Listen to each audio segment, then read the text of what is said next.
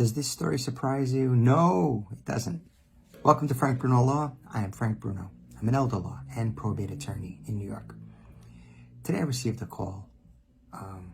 So I had two different calls today on two unrelated matters that really sort of feel like they are, different sides of a coin.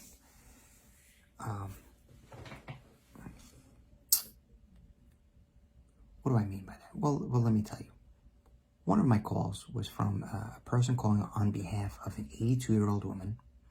And this woman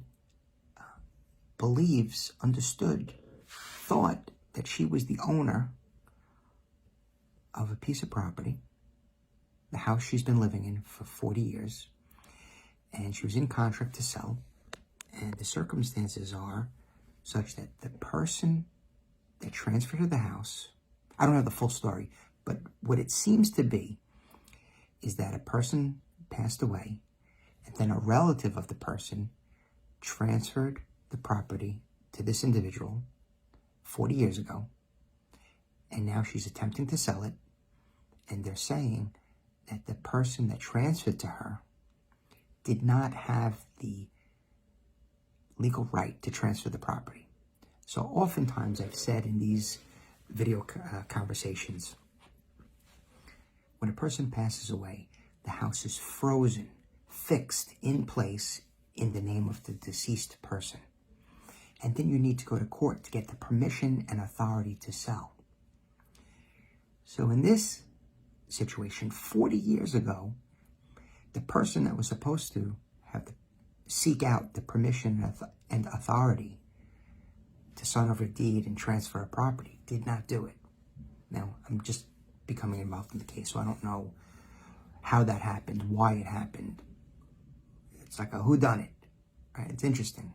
It's crazy for the lady because it may be that she doesn't own the house. Now, I have another telephone call that I received today that an individual was in negotiation to buy a property. And while he was negotiating, the owner of the property passed away. So now he started negotiating with an heir. Actually, he's going to continue with the same dollar amount offered. It's really not a negotiation. But the circumstances are such that the heir cannot immediately sell the property, right? That heir has to go to the court, get permission and authority to sell, get letters of administration. I believe there's a will.